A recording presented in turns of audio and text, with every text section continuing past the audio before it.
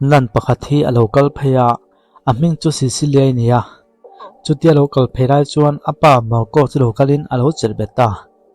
enthil nge moi ti le han ti chuan helai hmuna hian nanangin hnai thoka masamin ngai to lo hle mai ke pa hi gol traming ka ti tre pani hi poisa men pe ha a han ti chuan i poisa songjong chu zu le trak sai phang zo to niang chu an lo tia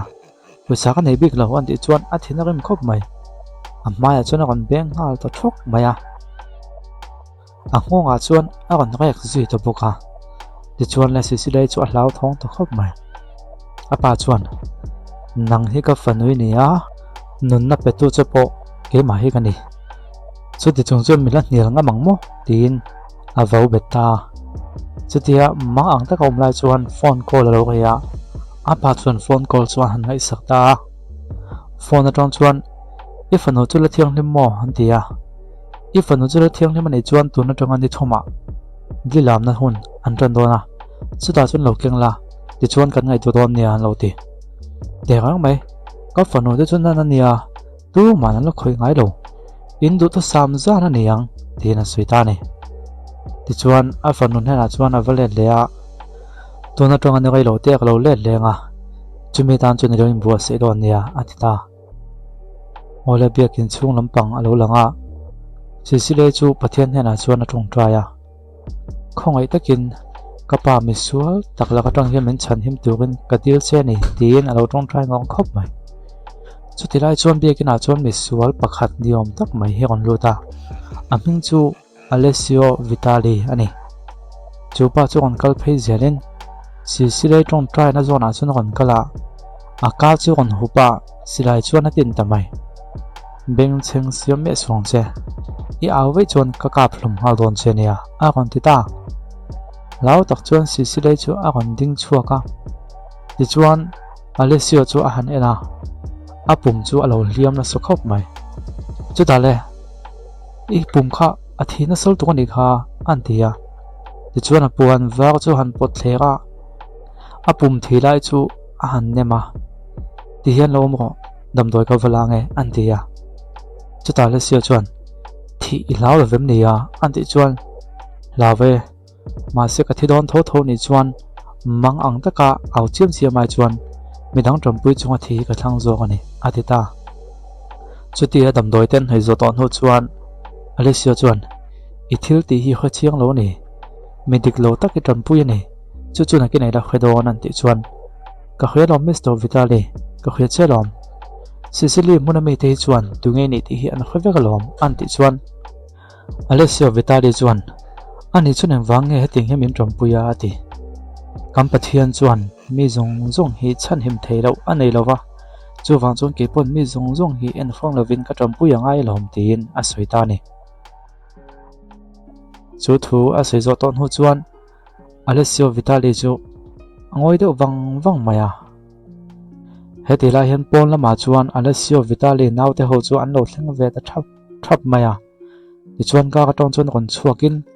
bekin chung lama chuan an kon luta boss poi kan til tuk kan kon tlai deuh hlek ani a han tia an in thiam lo khop mai in tlai lo ve a hun taka in lo thleng zo ani ye ati chuan thuen nu tungei ming le an tia sister Sicilia kani ye an ti chuan huluk deuh chuan han ena voina tong chuan sister Sicilia ni lavin Sicilia ini to zogang an tia a thiok lai chu an pot naya ka thu soi chu do phang don nia tin a thui chu a po thak sak ta dai mai ti chuan le anaute ho ne na chuan kalin pon lama chuan an chuak ta ne Sicilia chuan an chua pa chuan lalpan ngai tam cheu go se tin an tung trai zuya chuta helaya Vitali now hian sonan so kan ching fel don lovem nia an ti chuan kan tam mi hlom ani leinem ama sun ven hima mamo zo lom tin pon lama chuan an chuak ta ni ole na kina chuan Sicilia chu veranda hian a kon kal pheya ati tur pa ngai ti tur kan kon kal pheya chu vele Vitali chu kon lang ta thut mai amma zo na chu na kon ding thuta an hanin suwa an hanin entawang maya chuta Vitali chuan iwa man mo ve a nghe nia kalau lan le hun hi lo ngak lel to em nia an ti chuan Mr. Vitali thai te vino mangche kan om na mun hi biakin ani hi chulawa helai hmuna hian mi khual kon kalri ngot phal ni reinem phalna lak phat lo chuan a han tia ma se Vitali chuan a kon om na ya he Cecily mun chunga hi chuan kal thei lo na eng mak ani reinem helai hmuna po hian ka du chung ka kal thei lom ati chu vele an sister pakhat chu ang kalin Cecilia confession room vati fai gole ani ka chu ke manglo boi pui menge ati ole sister tin Cecilia po chu akal san vele tamaya ti chuan confession room chu avati fai te zo ani chutia ati fai mal mal lai chuan Vitali kha kon lu da ta sister Cecilia ka sualo puan ve ka duwa anti chuan hi chu father ka ni lova father ne na chu sual chu puan thei min kha thiam ro tem pon a chuan tuma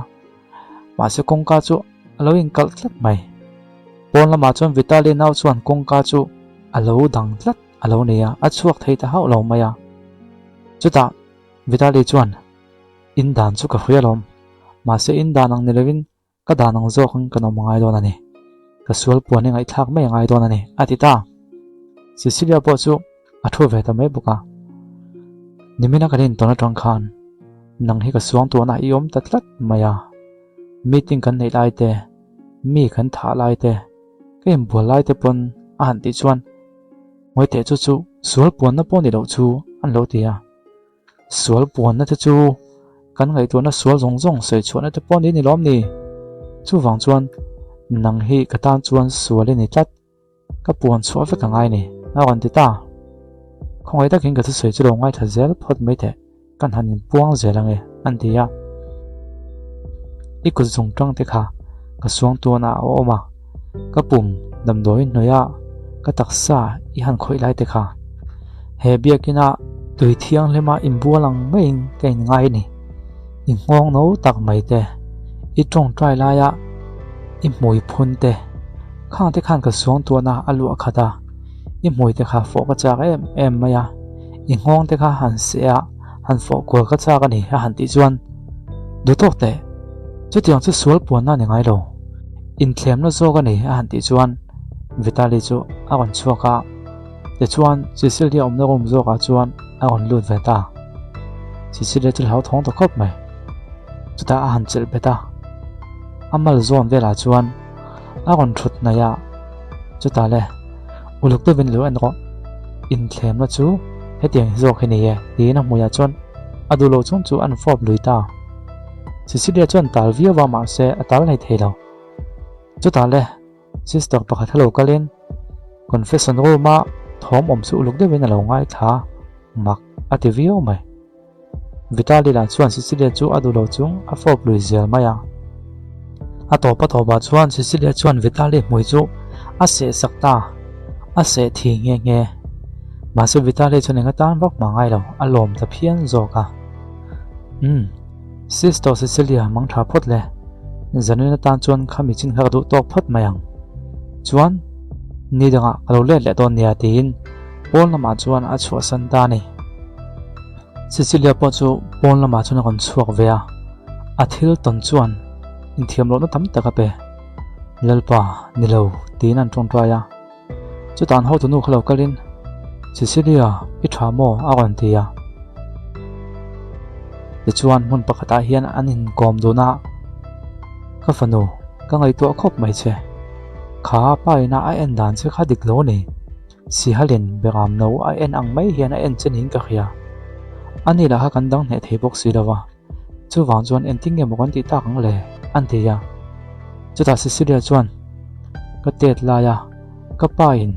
min khal lai khan nang hian helai hmuna he min khroya min en kola min veng hi mani kha tin Cecilia chuan a tet lai chhan chin chu han soya a tet lai chuan apa hian pon lama an lo nok chuak nok maya apa khong ai takin min ngai dom ro ni sual hna min khal su cho te ka chu manga in te pokati fainga in su te pokati thenia I du piang ka tiang khong ai takin min khal su tin alo awa ma se mi sual ho hian hoi mo lo ko tin an pom sana wena tang chuan I patia ta tu hi ni to kan manga I via mong che an lo tia Cecilia la lo dok chu ba mình nói trồng bụi tệ anh thì mà sẽ ba chuẩn bồi xả cho đầu chiếu một mày chú ta lại lại ba hiền rồi cái họ tiếng khó lại cho nên nô ca hệ tỷ lại tại khiên sister còn tuấn trồng bụi tu khác còn cái là hey những cái tiếng hết tiếng khen thì nô bằng trồng bụi ngay khát tiếng cái tiếng khát này niệm thì nó cũng ta trong chuẩn còn chút sắc ta chú hay lại muốn áo trần đá này chú ta lại ăn hồi tụi nô hiền khá mình nia nóng mà trồng bụi tu chứ khá kiếm bạc cái này niệm và thiên này nó trồng bụi chơi này anh thì nia suy địch chia chú vàng tắc chuẩn cái nung rong cái bát thiên tan cái bê đồ cái phát sinh thay đâu bát thiên mệt mua thiếu sual cái thay đâu này thì chuan he Sicily năm môn biết lâu cả son nó chăm encol năm môn tị cái lâu khía chú mình môn encol tổ chuan cái vác cái khía mày nghe anh thì cái phần nào coi môn nào bộ cái là bát thiên này nó bùi dễ nặng dễ idu thân ang chuan ni gọi xe tiền hắn suy ta này he thì lại hiện Vitaly năm môn lắm bằng lâu lăng Vitaly bỏ cho tôi lâu chén thì chuan tôi trong còn chua kín còn hình hạt hoa chú về lại nào tới hồi chú gắng tại cái còn làm ta boss sister Cecilia ha bố thất cái một số tổ đồ nó còn gì chú về lại còn con này tôi nói hiện Cecilia muốn khá và giống nó lại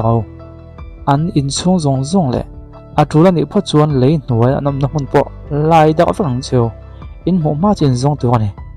giờ nên khoa thêm má ngày in Cecilia chú cái này là in còn khuấy tôi này in còn khuấy đâu để chuan in than in lại in ngay đó nè tiền là sợi ta yes boss tiền Cecilia giống tôi chuan ăn chuộc lại ta này thì lại hiện Cecilia muốn biết đâu nó chăm en con này nãy chuan lâu omin chú ta chuan bát thiên hay nãy lâu trong trai một mày nó bằng hậu chú ăn lâu cal đầm mày sister Cecilia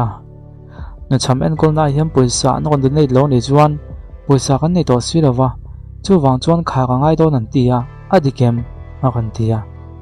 sister Cecilia chuan lúc ngay mà chú bát thiên hay nãy cái trong trai lòng bát thiên chuan còn trong trai nó chú chang em mang tì cái chiang này han tì chia chú khó na lâu kìa thì chuan lại chú đây muốn là chuan khó na chú còn chú mà đồ cá ăn thiếu đã tới bao chú chém được tới sung mày khó na logo in ta ka han mo chuan Vitaly te Paul khan ni ti a thiam ta a hlo ang ngei in thona tong chuan Mr Vitaly chu a kon chok te zan mai de Cecilia a han mo chuan ava pan nai ngal ta wat maya mun la ta kai tlam bu mo ngon ti ma se kala ka tong hi chuan ai tlam bu thak tak thei dawang helai mun ai lo bi ro khian i pathian chuan a ven him thei chi i ringam mon le an ti chú ta răng takin no bằng hậu chú Cecilia cho nàng của kho mà no bằng hậu chú hắn lao khóc mày chú ta le Vitaly cho hắn hơi qual về là cái lâu khi đàn chuan lại muốn hi vì sao lâu vangin khá mấy tuổi nên hắn lâu suy chú vàng chuan nên hết thì hiện thì tiền ít trong trai nó hiện gì lâu thì được rồi chú vàng chuan im mà còn tính tới rồi con ý tôi nói hiện mình phô là để chuan hay ang nâu bằng hậu en con là tuổi mặc tôi đuổi khát các bên đón trên nhà tiền suy ta Cecilia chuan Mr Vitaly mặc tôi đuổi khát chú atok zong lên em hang nâu bằng thế hiền ấy tuổi mấy bà cả đầm đồi anh en con là tuổi tê tin lệ khan gì nó tuổi tê mà mua chú vàng chuan mặc tôi đuổi khát này là vin mặc tôi đuổi ngã tal mình bẹt lão chuan các em thì thấy là vàng anh tía Vitaly chuan chú tiền cái nhìn rem xiêm bui na này tiếng lâu cái này nè anh ấy lâu lệ các bác sĩ đuổi này chuan không ấy tất kiến tia mình nghe ngay nàng chú anh tia ole không ấy tất kiến tì ta cảm mình nó suy này nè anh tì chuan Mr Vitaly không ấy tất kiến tì ta này lâu về Vitaly này lâu vin cảm mình mà sử dụng khan mình cầu được chơi anh tia ole Alexio tì ta chú tia han suy ta cả chuan Mr Vitaly cho nó mùi chuan phop ta thốt maya chú ta anau chu han kova mặc ta đuôi nga chek chu han peta khale với nó trong chuan helai mun en kol tu le trong pui tu hi cái này to mang chu tin paisa chu peta này chú ta han ngoi deuh ta da i pathian chu na trong pui thei si lo chu ke ma zo kan ka champui ta chania chu wang chu ni pathian hena tong trai to lovin kan hena tong trai zok la a chana chi mu ma zo gang chuan hun ka pe chenga ilo ngai to don nia lo ko le tuna chuan sen angelo mana kan kalangai tlat anti chuan niro khuya ma ka kal thailo antia Cecilia ka sei chiang veo teng ka khia helai muna hian heng no pang ho hi ka champui theya ma se ka champui du lo ni chuan ka ti hlum vek thei tho ania khoi ma zo zo ka ti the nia chu chi du than na in hadat nia atita chutia a han vo ti ti ta ka chuan Cecilia po chuan Mr. Vitali chu azui ve ta ngot mai ni chulai muna tong kal ma do chuan biakina chuan Cecilia chu vakala Vitali hena chuan ka thui kha min pelet le laga du ni ati a chan chu kha thui kha pathian hena ka in tuyam na nia ka in tiam na lan tir na nia ka nun zong zong pathian hena ka hlan to ni ti lan tir na ni wangin min pelet le laga du ni han ti chuan ani chuan he thui hi pathian nen inin nei zum bun ang deu ni mo tin chu cross chu han met deuh wang wanga chu tiang ani chuan ka pelet lo mai ang che adita enga han ti chuan a chan chu nang hi pathian nen ni lovin ke ma nen kanin nei zo do na ni adita I a de wen mo ni le ke chu pathian tan kan ka hlan to lom an ti po chuan Vitali chu a gon kal na ya nai deuh se sata chuan a gon ena ani chuan a poi khop mai pathian hnen atangin nang hi kala khan cheng ai don ani chu atita ti chuan a thui mang chuan a ko te chu phela han tuma Cecilia chu hlau lu tok chu a mi ti gon tla zoi zoi chet lak vak nei na khweta lo chu ta le Alessio Vitali la chuan he tianga kala ka tanga in thu pitum po le bel chen che ka chak tel tela chu wang chuan tang buai lo me ro ti na ngonga chuan an fop ta chu ti lai tak chuan biakin chunga chuan mi pakhata on lota Vitali khem huna ikal do ne tin silai chuan kon ka chu tum ta chu vele rang takin Vitali chuan Cecilia chu an pot son vata a pistol chu phongin an met puak ngal ta thak mai ti chuan helai lo tlam pa hi a ka fu da pop maya he pa hin on kap let ve bok tak nangin ma se a ka fu lova am pia de vok khwa sa I suan kheng bet lai lem zo chu ka fu ni ti chuan Vitali chuan chu pa chu a kap thu ta der mai an nung lama khwa sa I suan kheng bet lai lim po chu atla ke da ta chuai maya chu ta le I pathian chu ti khana bo ta e non zui thei tong chu ti o ti na han soi zuya chu ve da naw te ho kha an lo thleng ta thak thak mai boss mogeti pol ho chu a thei dan dan in kan ti hlum deuh vek to wa mi nga mo za chu an tlan che to ni a han ti chuan thian phu ni zui ola a thei thei chu that vek ang cheu ti chuan Cecilia hi lo veng ola ka hovin kan kalang atita pon lama chuan an chuak ta vek maya Cecilia chuan chu milim tlake deuh chuai mai chu han lak pa chuan he ka pathian lim hi chu a chia ni mai theya ma se ka rin ne ro chu ti che thei don chuang lo ti na soi ni ole Cecilia chu zana thamuang taka amo thil lai chuan a gon ha chuaka mei al gon sen zoi mai chu han muta kan om nen chu kang ani mo an ti vele Mr. Vitali naw te ho chun kon tlan lut ngala helai mun atong hen kan foi chu angal wat chengai a han tia ma se Cecilia chuan ni lo ka sister pui te po third floor a hen an lo om chu wang chuan kan chhuam mai chuan an thivek don a sin I naw te ho kha wa ko khom la I chuan heng kang me te hi thel dan zong zok te yang a han tia ma se kan ho thu pa chuan kang mei thel tu min tiang thei nem nang ma chan chok tu kan lo min tiang an tia chu tiang tu ani lo mi khing ve thon nia he tiang hin kan thi tiang ngot thei lawang khoya ma ka tlam bo don hei nem kang mei hi thel ve vatula ti chuan he boy nei chung fel vat zo kang an ti chuan ole ni le le tin anaw te ho chu bucket le tui lo lang hal vat ro an tia ti chuan kang mei chu a thei dan dan in an han thel ta he ti lai hin Cecilia po chu pon lama chu na kon chuaka ti chuan corridor lama chu na kal phei zela chu vele mi pakhathian a ka ron hup ta chat mai ni kho khalo chuan a om zui ta a ron ha ko chule me chuan hun pakhata hin alo oma akut le ke te chum phuak lat maya amit pon tuam ta ta amit tuam na an han phel chuan a han hoi kwal vela stay sa hin lo dinga in chung pakata hin lo om mi hausak mel deuh mai chuan an lo en deuh thup maya asiga chuan apa chu lo dinga le thian deuh tuna hian kan lilam le tur chu ka fanu hi ni e sisile ni a kumsum ni le pan hi ni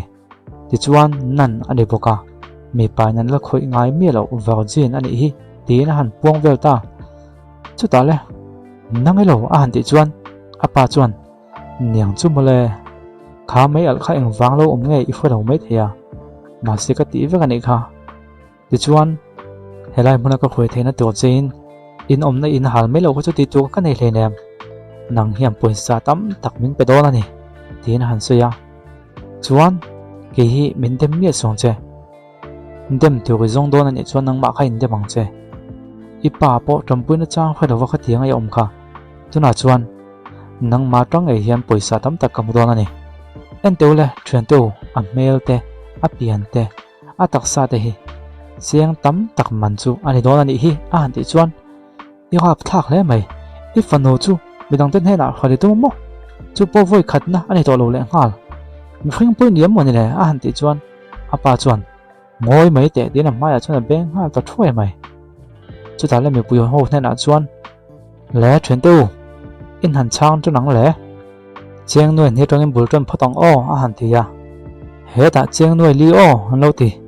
ni lo cheng nuai ngai ka lo chang nge han ti ya ke man cheng nuai re tin han lo ti le o cheng nuai re ve khat cheng nuai re ve ni a han ti chuan an nong lam tang chuan mak ta duai khatin ka lo chang nge an kon ti ta chu ti mak ta duai khata chang tu nom ta ka chuan sisile po chu a on meng kok maya a lau thong ta khop mai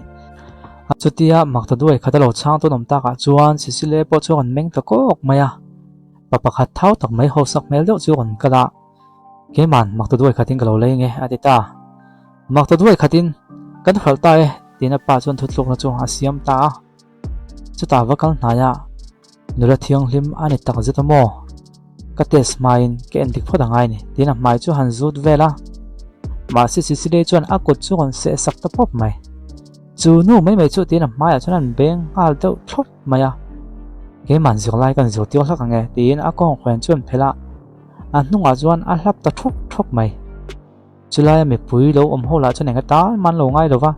an thil ti lai chuan ti chun zoma munom thleo chuan an lo thir vel mai ne chuta hepa hian asam chu han thama mai chatam tak chu ko lo mut pui to thina ma sen nan ho chu ko lo mut pui ngai mi lo chu wang chuan he tiang ang nan nula thiang hlim nia in soi hi an thiang hlim lo zia kan lan tir nge helai hmuna ngei mai hian tin a ko chu a han phel tan ta chuta le sisilia chuan lalpa chu min veng tu nia ka ta cham lawang ani chuan lo bek hring duk muna te min chol tir thina tin a han soya i pathian chuan a on trampui don chi angin ngai em nia to lo mai a han ti che chu atu khuma chuan silai mu wa kon luta thisen a kon pe chuaya atu ta nok mai engani thilom se kan ti chuan Mr. Vitali de a ho te chu in chunga chuan an lo om ve ran an lo luta chuta le stage lama chuan a kon kal nai zela midang ho chuan mak te tak chuan an lo thlir ti chuan Vitali chu Sicilian hena chuan vakala a kolum chuan phela an hak tira a mai thi te po chu a han nuaya chuta an pom kanga hetianga ka trampui che hi nang poni du ngai ka bai se tin pon lama chuan an chu apuya chuta anaw pakhat hena chuan luka helai rom chung om zong zong hi that ve kang cheu atita anaw te ho chuan pistol chun phora chulai rom chung om zong zong chu amal te in an kap hlum ta vek maya chuwa ta chuan thi sen te chu luang zai zui maya chuta le helaya Sicilia pa hian khongoi takin ka fanu ha ka pedon chenya ma se kanun na min zu kha mang che alo ti ya Vitali chuan i khreswal hlek i fanu hi itan nei nem nang he min pe khera ngai lo naw tu ani po hi zo chu a han ti ya te chuan Sicilia pa po chu a chala tak mai chuan an ka phlum ta ne ole in lampang lo langa te chuan Sicilia po chu a thum pa ngai hain Vitali ma chu na kon kala zanina kanunna min chan him saka wangin ka lom lo tu ke tin lom thu chu a kon sui ve ni chuta Vitali chu a kon ding na ya animo ti khan lom thui se kon do nem niang lom tu se dan to dang te I khoi lo vem nia a han ti ya chu vele anau te ho chu lo kalin boss poi kan ti khop mai sister Cecilia hi kan lo veng him tok lo wa khatiang thil kha athleng le to ngai lo wang te kan in tiame ti chuan khrem kan phu ni khrem min du ni chuan min khrem na tur bo kan dong mai nge a han ti ya chu vele Luka kut chu do kala chuan Vitali chuna handa ngala silai chuan akap ta pop mai a kon su thi ngal ta noi maya Cecilia chuan I a tai mon le inga tinge ka tiang khani ti ya ati o kanau ten nia an thi le dam hi ka kutan om chu wang chuan a kut po khu ka du chuan ka ti che theya ka du chuan ka ti dam le theya ka thu thu ne mai ti chuan heng mi te zong zong nang ma veng him zolo tu te po hi ka thun huai oman ni tin silai chuna han tena chu ta le an lau lu tuk chu an kun ta dia mai ma se Cecilia chuan Bible chuan khan dei khoi tu chu khan dei vekin a thidon tin a soi sin chu wang chuan Israel khada thala thain ka khia a han tia chu vele Vitali chuan Bible phek chu an pot thlega thisen kai chu fok final manga ti chuan me ala chuan an vom lut ngal boka khai Bible soi ve se khan tu ma a chan chuakin atom pu thei nem ma se ti dang ka khia khai Bible ni lo khan nang ma zo khan mi chu I chan him thei ni I thom no hak lai kha pakhat te te in phel vek la ti chuan heng lai mi zong zong hi I chan him thei don nia I thom no pakhata mi pakhat zel ni wa se ati ta chu ta la Cecilia chuan a han en kual vela ka thom no zong zong hi amal te te pon chiala awain pasari pa ka ni lawa ma se helai hian mi pasari ai tamanom sia enting yan zawain ka chan him thei nga anti chuan ani chuan kan in ram siam don nia avai kan phel vek la ti chuan an zawai hin ka zu ang ati ta ole ni de tin alu khuma tang chuan an phela amoza te po chu an phel chho tan ta Vitali chuan hmunam ti tak chuan an lo thliga ti chuan le zoi mon chuan a kor fual po chu an phel le ta a kor fual pa ngai a hnoi beka hak che chu a om to ni chu ta le Vitali chuan anau te hon hena chuan ron en lek suang cheu in ron en ani vei chuan in nun na atop nga la ne mai a han tia ti chuan anau te ho chu an kun le ta dial maya ti chuan Vitali chu kan kal hnaya chun zo mole clip zer go le ati ta Cecilia chu alau thong to khop mai chu ta le an nau te jing mi pakhat kut chu la silai chuan an tin le iti don lo chuan ka ti tu kan ti mai nge ati ta ma se Cecilia chu kan kal hnaya lokin ka ti don lom ka ti don ati ta ti chuan a ko fual war po chu an phela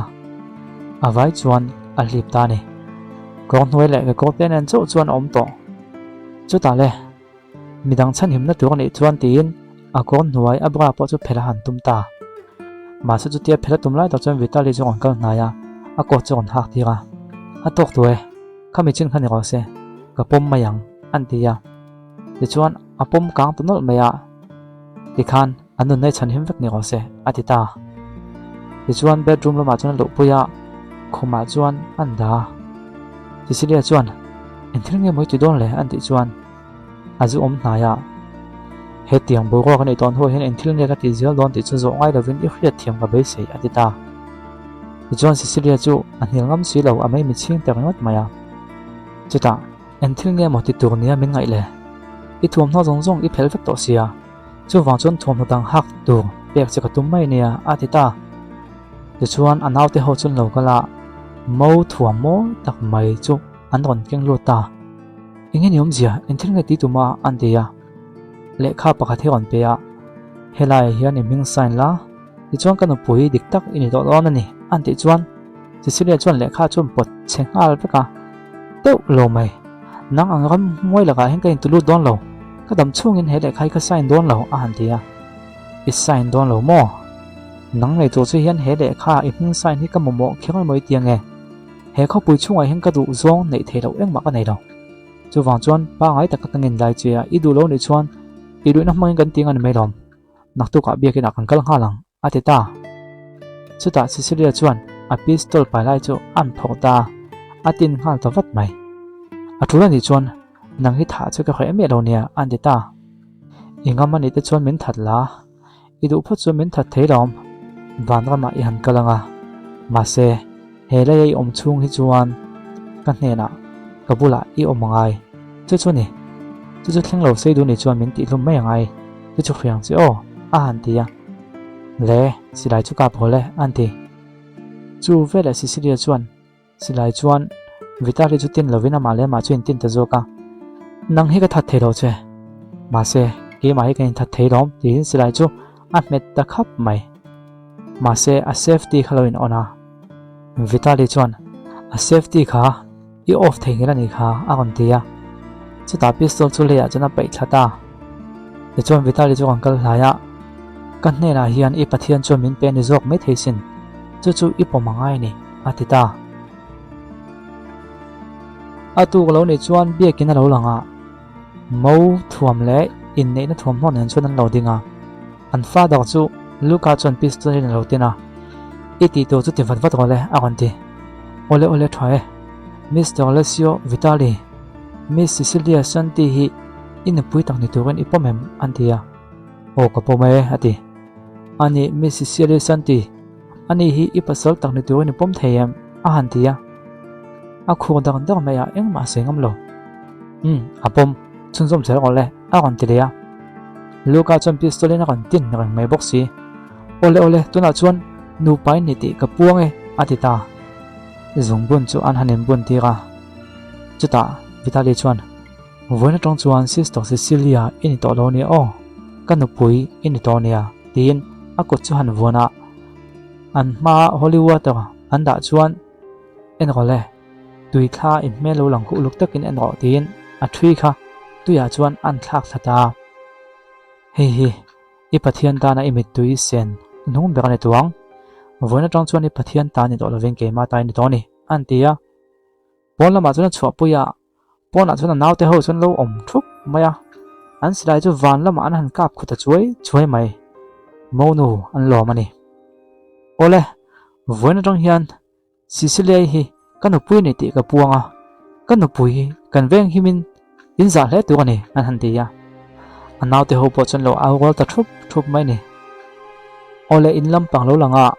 Sicilia chu pathian hena chuan lo tong traya abula chun ei tur tuin hai tak tak an lo pe ama se chung te po chu ei du lo ni te chuan Vitali kha akon lu ta Sicilia tong trai no bula chun kon kal nain enga tinge he ting hian I lo la oma antia ei tur tam tak ka pe chia thuam no po moi tak tak ka pe chi enga tinge he ting thuam no lo la hak o anti ti chuan sathem chu an zai thak saka kha ei gole atia ma se Sicilia chuan lo ei du hau lo chu ta le thina rem ta an nam deuh da nok mea I chunga zang ena kalam tir ma deuh ni tuna hian ti luina kan hmanga nge tin an nok beta banga chuan nok bet ran mai a hmoya chuan fo luya han tuma ma se Sicilia chuan lo du lo na sa thei top chuan lo tal vea ati dan tu ka hrialom eng mai ei du lo ni vei chuan ni lengin kamut pui threin ang che tu zok in nge ban san ma sa kan hriang chu ka thuanga ya lo ni chuan ni tin ituak tel zo don ania antia ako chu phela han tuma ma se Sicilia chuan a thalom ka taksa chu idu dan danin ti luina mangin I control theye ma se ka thlangau chu I hne don ngai chuang lo ni atita chutia han soita ka chuan Vitali chuan enga tinge chu tiang em chu min huat ni tin dak hlang chu thinram takina han nek ke ta chuai maya akut po thi zoi engma se zui talo chuan pon lama chuan a chuak zui ve ta mai poka Sicilia po chu a hanin ha thale pa mol mola ti chuan angai te bok chuan a tong trai le ta ni nakin deuh chuan naw Luka kha kon luta kapi khongai takin kan ho thu pala ka hian thinram lo la ka do ni a dan hi I khathiam lo po ni mai theya ma se nang ma angai sak lu tuk che hi I mu thiam lo mai zok ning ka khia anu le pa ten thi tong khan hetiang khopa midang angai sak hi ka voi khat khriat na nia chu wang chun nang hi angai lu thle chening ka khia kum som liam ta khan kan ho tu pa hian thilgap thlak dak mai atonga amit mulai ngei nanu le pa te ti hlum ania tin Vitali te lai alo langa khum noya hin lo bi rowa anu le pa te chu misual pakhat hian lo kap hlum sia maya apa tu chhuat a chon thal thok maya chutia apa chua da thal le khum hnuai a fapa lo bi ngo chu anin mel ta chat mai Vitali thinrem lu tuk chu au chuak ngam box si lovin mi tuit la zoi na lo omani Luka chuna soi chun zom zela kha thil atona tang hian kan ho to pa hi mut theilo na aneya zana mutpon amutui tong hai lo zan hadam taka amut ngai po hi ka khato lo ni chu wang chun anun hi khoi om lo tuka yo khia thiam ngai nia alo ti chu thu han khia ta ka chuan Cecilia chu zanla ya Vitali rom lama chuna vakal ta dan maya Vitali chu lo tong vai na su khop mai khongoi takin zuwa kham teu tin lo awa rom chunga chun avaluta zuwa teu khongoi takin tin lo la au chun zum zel anu le pa an ti thlum lai kha amu manga amu ni nge yang kanu tin lo au mol maya chu ta Cecilia chu bula chuna vakal na ya akut chun vuana pathian thu chu an chira an mi ta me tu zong ko fu hulanga lungai na te tra na te nat na te a om le to ngai dawang hun ma sa te chon liam ta I mi tu zong po fu khul ani don ani ti in pathian hena chon an tong trai sakta chutia an tong trai sak chu mak tak mai Vitali tong vai vel bo chu re ta tu tak chon amu ve thai ta ni ole atu khuwa lo wa chuan Vitali po chu agon ha ta lol mai abula chuan Cecilia chu alo boka alo mu hil tian mo chuan ni vak chong chuan a han kai thowa chuta Cecilia chon ilo tho to elo anti chuan ni zan chu ma khop mai khatiang em ka mot tui ngai kha gala khelo anti chuta hlim takin pathian na tompui chani kha Bible hian imamo taka in ziak lom pathian hena chung ka tong trai sak chia chu wang chun tui takin mu ni kha a han ti chuan pathian chu kanuna hian a omlo na gai to kanun hian pathian amamo lo katan tong kai na omlo a han tia ma se Cecilia chuan pathian chuan a tompui du che lom pathian chuan a tompui thei che lom tin a han soya a han soi chun zom zel lona ma se cho long hei gai do to wang chuan ni kho khalo chuan atluta chota le gang takin a on pom hal vata ole nakina chuan Cecilia po chu a kon hau chuak vele ta khuma chun lo muwa chuti kon hau chu ta ka chuan Vitali chu kon kal nai vata thili ei lo gai lu tuka e taksa chak lo to nei kha chu wang chuan thili e yangai eng thil chiang emo du in ei le a han ti chuan ka thla ga hi pathian ta ni to nei ti huela ka do ni tin kan nun zong po hi kata ani to lova pathian hena ka in hlan to nei a han tia ole a thra lom an ti chuan ingai siom je chu an tia idu pha chuan biak nei kal le ka phal sakang che ka khata voi khat iwakal thayang atita ichuan ei to ta chu apeta ma se hi min tiamang che chonghei vak kha ti to lo la ita na thalawania ati ichuan ei to chu pe ya yo ma tong chona chu santa Cecilia po chu tle min akon hlim vela ta do ni ole Cecilia chu biakin lama chuan avakal vela ta a ma se thian te ho chuan an lo en deuh khak maya tu man an lo be thadu lo an nung lama chuan en teu mi sual pa nang khan anin nei an tia sin chuti chung chuan su tiang son nan angin su tiang thom no ha son aon lakal ngamania zana pakhat ma nei lo ni somale lo tia chuta an ho to no chong kalin besopina mudu che vakal ko o an tia besopin mi mudu mo an ti chuan an nung lama mi ho chuan kha ka soi reng kha a zak lo lu tuka besopina ko ta hian ani chu tin an lo soi velea nan ani na tongin an pan nge yang le tuna chuan nan ni tlak poni to lo tin an lo soi sep mai ni heti lai hian Vitali chu office alo thuwa anin nei thalak te po chu uluk tevin an lo en vela Luka akon luta akon lo le lo vem lia an ti chuan o boss akon lo le lo chuan inin nei chung chang kha mi zong an lo khetuwa chuan karin dan chuan biakina avakal le sia khatianga biakina avakal le kha an lo mananga an lo khem po ni mai theni adita enga ana khema kanu puania tuinge chu tiang lo khem ngama ke ma lo chun tu man an khem tu ani lo moto ha bo sing ha ro chuan biakina kan vakalanga kanu pui chu an lo khoi ni vei chuan a biakin chop chong kan hal cheve kan ani mai lom tin thinrem tak chuan vakal ta ni hetirai hian bishop omna ko ma chuan Cecilia chu avaluta ka fanu lo ko lo thu le alo tia I chong chang te ka lo khia an ti chuan khong ai takin in soi fian hun min piang che ka du wa ka tiang thil kha thleng ani lo nia a han ti chuan ni lo ve eng ma in soi fiang ai lo ka khathiam che lom dalpa chuan inat na zong te ithil to zong te a khriat pui vek che a han tia ani mo ke ma min ring zo ti na em ni ka van lom ve ani chun nan hi ka ni chun zom thengem a han tia te ga yang mai ithil lo ti to te kha in chiang na tak nen he sagwan hi han in la pathian chuan ngai dam thei do anei le nem a silfai le vek don chen a han tia te chuan wain chu a han ina a han in zo che chu a taksa chu ron zoi ta nok mai a chak na chu a lo ta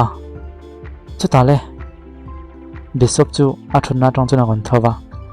khawe na khan dam doi ka tela eng ma lo tuam lo nia a ti lum don lo che a I taksa nuam takin a siam zok don ani a ti ta I thil ti hi ka khathiam nang hi mi thalo takani ka report don che ni a han ti chuan min report ang mo nang hi he ka wain siam in ma sabak po in rei nem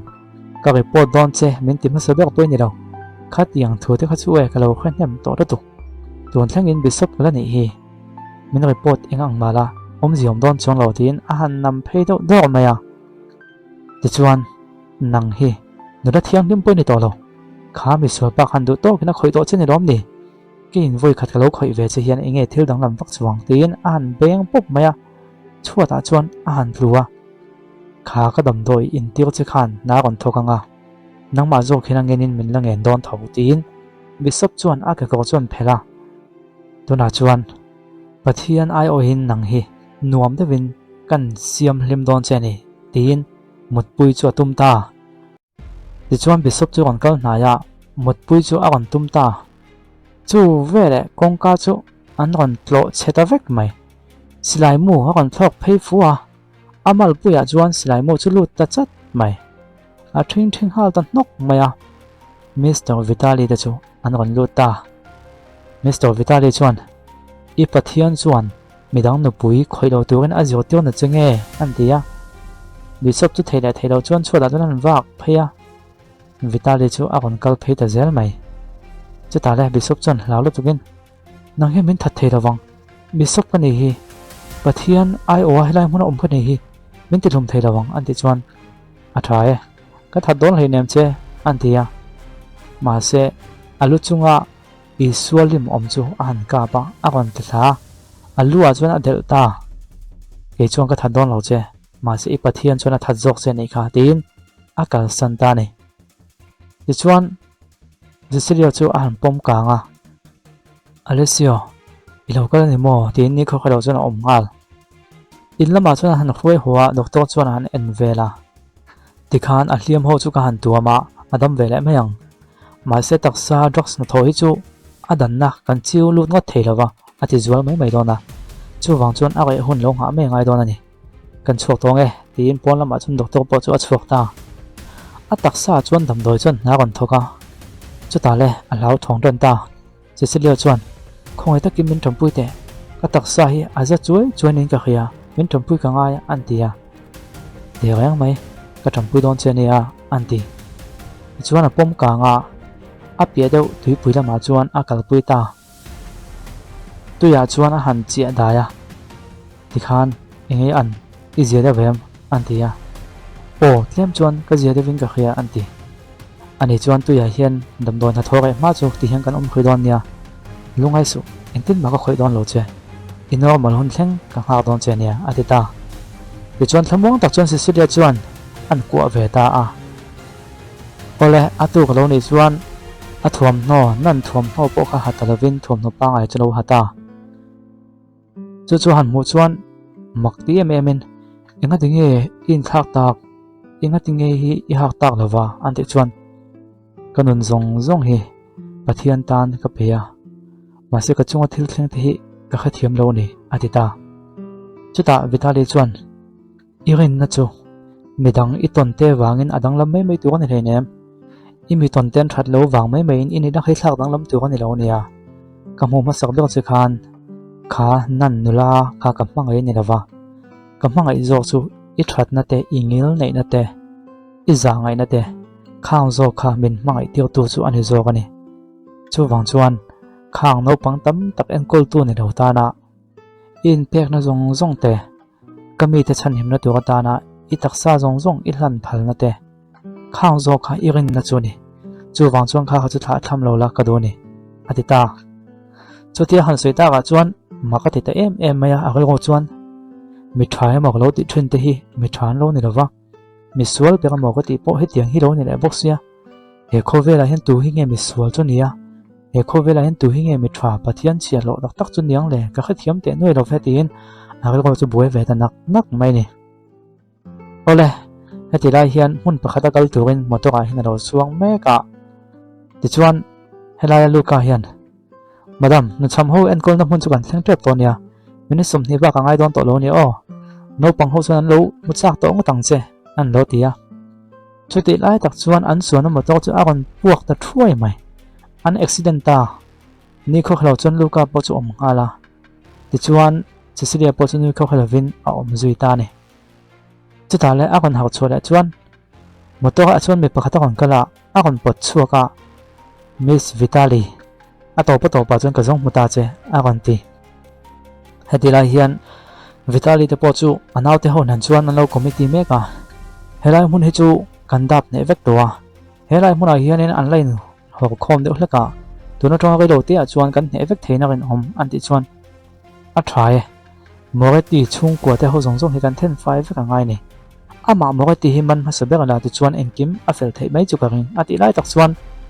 moreti hena chon phone call adong ta a han lak chuan video call ani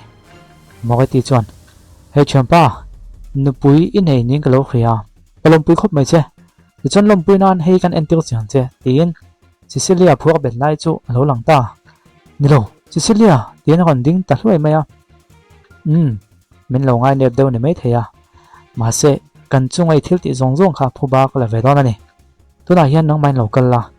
in now te ni amo nang ma tom pui tu che lo ti kan ni chuan inu pui hi a thi ngalan ni mai atita ma se Cecilia chuan ni lo local su abum che nei hi ti thum che tu mania a han tia ma se Vitali chuan ka that don khop mai che tin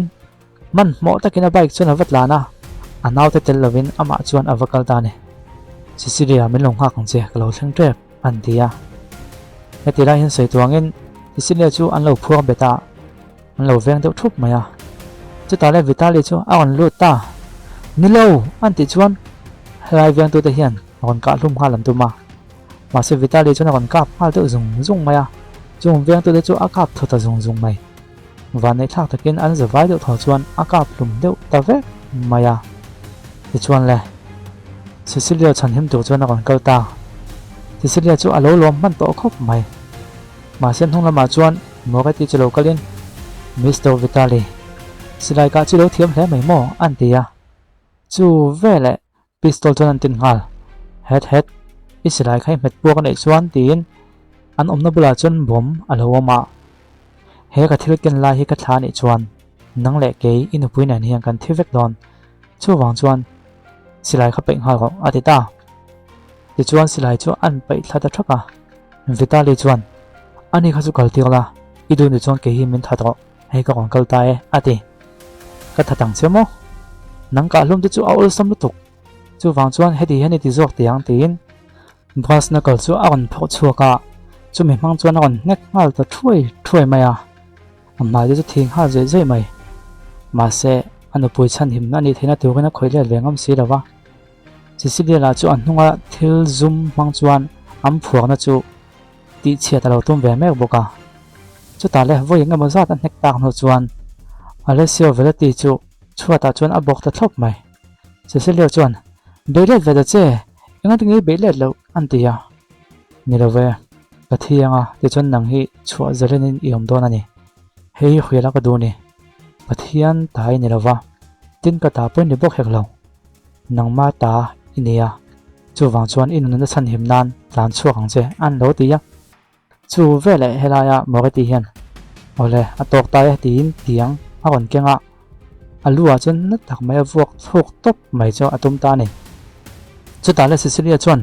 milo tin an phuak na chu an tal chuaka pistol chu chakin moketi chu an hunga chana kon kap to pop mai ti chuan moketi po chu atluta chu vele Alessia chu lokalin a safety off na changi kheveta mo ha kon tia ti chuan Cecilia po chuan trap zoin a kon ku ata i thidon na moketi man to lom apoi ka til tuk ke ma wangin kha tiang khai tuanga anti chuta vetali hian min chan hima mi thata chu wang chuan wang na mi kai thidon lo ni ka antia apoi ro nang ma ka chan hima wang chia wang kam kal don lo ni chuan ipula khom huna kan kal mai niang chu antia ham pan hi chuan anin fop ta ni ola zan lo ni chuan Cecilia chu ko ma chu na kon kala alana via vem anti na to lo ve antia do ti soinin ka khatla kan ti chuan nia do ta soini ro se ka taksa chu lana khop mai a hantia ani chuan I taksana ti ga dan ka khia sin a kon ti